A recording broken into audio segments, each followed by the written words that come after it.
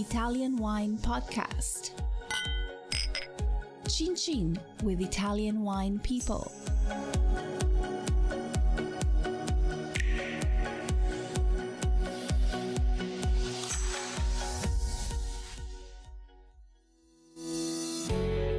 Hi guys, I'm Joy Livingston and I am the producer of the Italian Wine Podcast. Thank you for listening. We are the only wine podcast that has been doing a daily show since the pandemic began. This is a labor of love and we are committed to bringing you free content every day. Of course, this takes time and effort, not to mention the cost of equipment, production, and editing. We would be grateful for your donations, suggestions, requests, and ideas. For more information on how to get in touch, go to italianwinepodcast.com. Now, back to the show.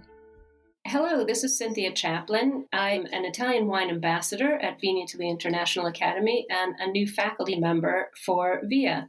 It's my pleasure today to be talking to Sarah Heller, MW, who is one of our chief faculty members, about the VIA program and in particular the tasting grid that forms the central pillar of the study process for VIA candidates. Hi, Sarah. Hi, Cynthia. Great to be speaking with you. And you. Why don't you just give us a little skinny background of you, and we'll go from there. Sure. So I've been working in the wine industry loosely since 2008, when I first became interested in wine through food and was working in Italian restaurants. Cynthia Chaplin. Ended up going and working in Italy, in Piemonte, and as a result, I got completely diverted from the food track to the wine track. In the interim, managed to work with Deborah Myberg, MW, who, as well as being one of the first masters of wine in Asia, was also increasingly involved with Italian wine as I was working with her.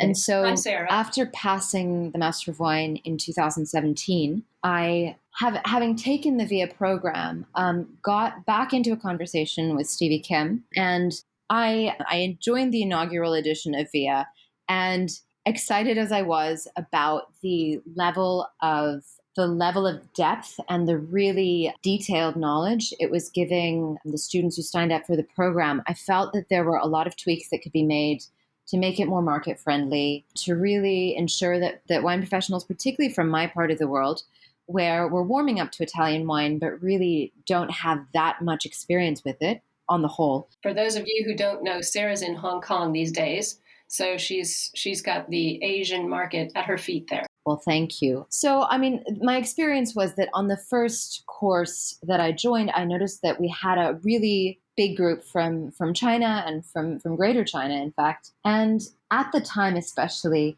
we just didn't have the experience with Italian wine that I think was necessary to get as much as some of the North American and European students did out of that kind of in-depth VIA native grape variety brilliance. And so when I joined, I really wanted to focus on making sure we had the basics really nailed down. And that was also facilitated by the fact that VIA had introduced more tiers, right? So Maestro was starting to be rolled out, and there were more materials being produced to help people get to the level where they could really get something out of VIA and all sort of be on the same page to start off with. And the other thing I really, really wanted to make happen was make tasting an integral part of the program.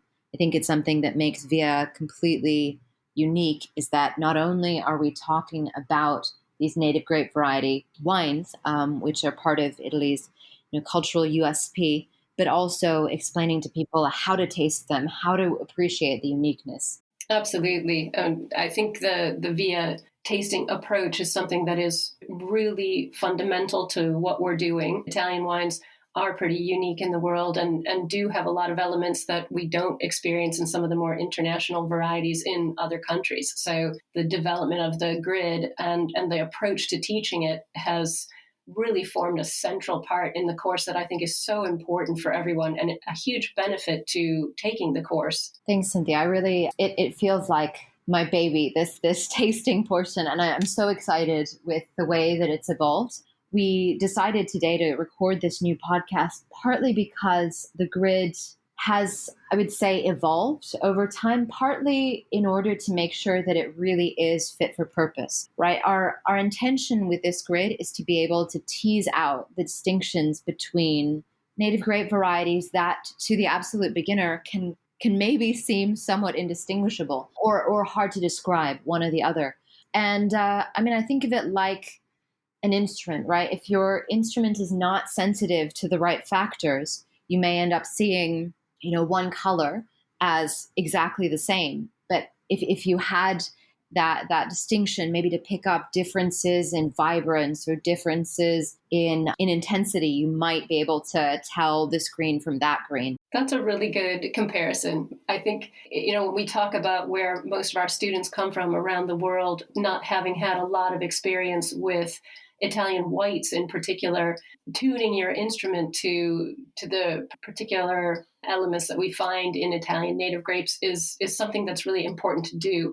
And it does unlock the door of understanding these grapes and these wines a lot better. Completely. I think unfortunately, Italy has developed a reputation in the larger wine world for having kind of neutral white grape varieties. And I think it's that the way that the wines are made really relies heavily on the primary characters of the grapes. And because they're not familiar to the vast majority of drinkers, it's kind of like talking to somebody who doesn't really know about wine. And when they smell it, they say, well, it smells like wine. Exactly. And the means by which to distinguish these really quite subtle differences, sometimes when you don't have the vocabulary, you don't have the psychological constructs to perceive, right?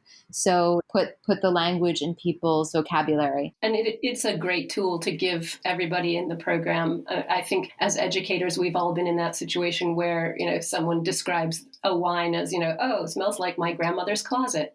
Really standardizing the language is a tool that is just invaluable to people who are new to Italian wine or who are not only wanting to develop their own understanding, but also be able to explain to their clients, to their distributors, to whatever section of the market they're working in, how to actually discuss these wines in a standardized way. Absolutely. It is also, the challenge that we kind of butt up against on the other side is that if you become too specific, and particularly the aroma descriptors, if they become too specific to Italy, then you end up in a position where we understand as a community what we're talking about, but everybody else doesn't. So it's a fine line, right? Trying to get something that distinguishes between our varieties, but still allows us to talk to everybody else. Absolutely. And I love the fact that the grid itself is quite similar in some ways to the WSET grid. So the language and the format of it is not shockingly new to anyone who takes the course. It comes from something that's already in existence and then fine tunes it a little bit for Italian specialty grapes. And I think that's a great path to follow. Thank you. Yeah, that was, we wanted to make sure that we're not a complete shock to the system, right? Because Italian wine is still wine, right? It's not like we're introducing some completely new set of descriptors, like say if you were to start studying Mautai, where the aromas are microbiological, right? So that's sort of on a totally different path. There is obviously some overlap, and we want, as I say, to maintain communication between this Italian wine universe that we're trying to build and the rest of the wine world. Of course, and the title of ambassador means just that. We want to equip people to be able to go out and be ambassadors for Italian wine in a way that is useful and marketable and enjoyable and fun. Exactly. So Sarah, taking a look at the VIA Tasting Grid, it is very intellectually precise, separated as other tasting grids like WSET and others into categories of appearance, aromas and flavors, structure and quality. Within there comes all the detail that you and Henry have worked so hard to develop that makes this grid so functional. Let's just start with the appearance and how you work with the grid and the booklet. Yeah, so with every set of observations we ask students to make, we really almost want them to be thinking ahead to what those observations signify, right? I think there's a step that happens, I noticed when I was studying the WSET and then moving to the Master of Wine, between the more WSET way of thinking about wine, where it's really just about recording your observations, and then holistically from that you try to make an assessment of what the wine is and quality and things, but you're not required to connect the dots that clearly something to bring to this program is really making people think at every stage, okay, what does my observation mean about the wine? So for color intensity, often it can have to do with the ripeness of the wine. Typically, a very kind of pale, watery white wine would be from a cooler climate or from less ripe grapes. But there are obviously other confounding factors. Nothing is quite that straightforward, but we want people to be thinking about it right from the beginning. Hue with white wine, the special significance in the Italian wine universe is that we talk a lot about the green grapes, right? The verde grapes as ones that have green skins. And so straw we put in as a color as something that has green reflections in it. I think Henry and I were talking about this. This is something that's caused a little bit of confusion, but straw we really define as something in which you get reflections of green. And it works really well also for people who live and work in Italian wine and with Italian sommeliers, because they use the word straw to describe exactly those wines. So we're following on from the tradition of Italian wine world that already exists. And it separates it from the next one, which is the lemon, more yellowy. Exactly. Lemon is kind of, in a way, the default for the international wine community. I mean, obviously, there are a few grapes internationally. Sauvignon Blanc can often have a straw hue, but lemon I think of as kind of the default. And then gold is really something we're looking at more when we have heavier skin contact or maturity, or an oxidative handling. Absolutely. It's very nice to also have the added ability to decide whether or not what you're looking at in your glass is pale or medium or deep of straw or lemon or gold. So yet another layer, as you said, of really observing the wine and thinking about what is causing what you're seeing. Absolutely. And then for red, there's kind of a parallel, because we talk extensively in the course about the anthocyanidins in Italian red grape varieties and how they typically don't result in this deep purple hue. So whereas often when we're thinking about international grape varieties, a lot of it can be to do with the way that the wine is made. If Italian red grapes are being in an unadulterated fashion, which we really hope that they are if they're labeled as such, you really shouldn't be picking up any purple or bluish hues. And in fact, we sometimes sneakily tell the students they have a white napkin handy while they're doing their tasting. They can do a little bit of a chromatogram and detect whether there is any blue in their wine. Exactly. And that has become something that happens just as much as people in the class will get to tannins. We have all been trained by you kindly to stare into our spit cup. So not only do we pour our wine on a sneaky paper napkin, but we also stare into our spit cup. So this is the level that we're going to with this grid. But it does make it not only is a tool for really careful and thoughtful wine tasting and wine observing, but it does make a sense of community where we do understand what each other is saying about this. You're absolutely right. I don't know how I feel about being responsible for creating a community of spit cup starers, but I'll take it as a compliment.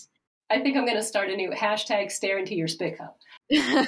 Well, also the last color that you discuss on the grid has to do with rosés, a particular area of interest for me. And I found this a really interesting and useful description of hue because it allows for those coppery notes that we often get in Italy. Yeah, absolutely. We conceived of this last color spectrum partly to deal with rosato, but also to some extent with orange wines, because we're increasingly finding those important in the course as those styles become more broadly accepted internationally. Absolutely. And I think the more natural winemaking we see and more use of unconventional vessels, terracotta and things, it's going to be more and more necessary to be able to understand that orange element in a wine. Definitely. So moving on to the next bit, which on the grid itself just looks like a series of 6 blank lines, and you think, oh, great, easy. This is actually the more complex, often perplexing, but certainly the most interesting and detailed area, the aromas and the flavors. Absolutely. So we have it, just as a basic kind of logistical matter, we have it laid out with 6 spaces because we allow students to name up to 6 descriptors, of which they will only get 4 points, right? So we say there are effectively 2 discards Henry and I have been known on occasion to take so much offense at the inclusion of what we feel to be an inappropriate descriptor that we feel tempted to remove a mark, but we generally don't. We allow people some latitude on their extra two. The generosity of spirit.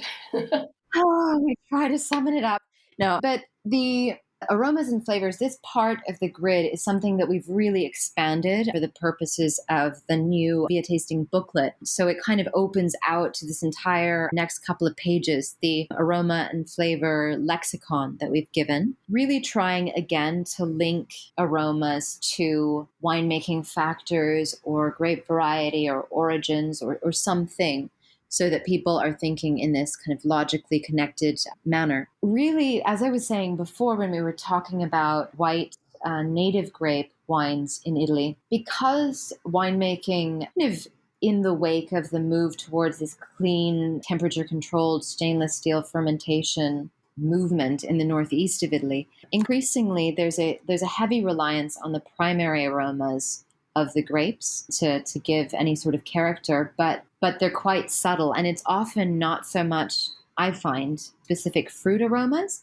as non-fruit primary aromas. So herbs or spices or flowers. Absolutely. Absolutely. And I think the development of the lexicon and the ability to draw from words that a lot of people aren't familiar with, acacia, elderflower, rhubarb, different things, adds another layer of understanding and conceptualization and ability to discuss. That definitely was what we were hoping to achieve. We definitely didn't want to be too prescriptive or suggest that we've covered everything in the lexicon, but just to kind of stimulate people's thinking process. So in the fruit, there was a question over how exactly we should categorize. And ultimately, I think I pushed my visual thinking agenda in the sense that I decided that color would be the way that we categorize fruit from kind of at the top level, with the rationale being that in my mind, most grape varieties, Italian native grape varieties, express 1, max 2 color families of fruit. And so the thinking was that from the point of having identified what color tone the fruit is, it might already put you on a path towards picking a particular variety. Very helpful when there are so many native grape varieties to study. It's useful to get your mind trained, that sort of muscle movement to jump from what do I see? It's a greenish color in my glass, so my fruit category is going to be a greenish fruit. Very useful and saves time. Thanks. That is the hope, definitely, that it kind of streamlines people's thinking. You can get into this mode when you're panicking, particularly where you just sort of reach into the fruit salad and try to come up with descriptors. And I think having some kind of rubric or algorithm to think of it in more kind of coding terms. Absolutely. Listen to the Italian Wine Podcast wherever you get your podcasts. We're on SoundCloud, Apple Podcasts, Spotify, Himalaya FM, and more. Don't forget to subscribe and rate the show. If you enjoy listening, please consider donating through ItalianWinePodcast.com. Any amount helps cover equipment, production, and publication costs. Until next time, cin cin.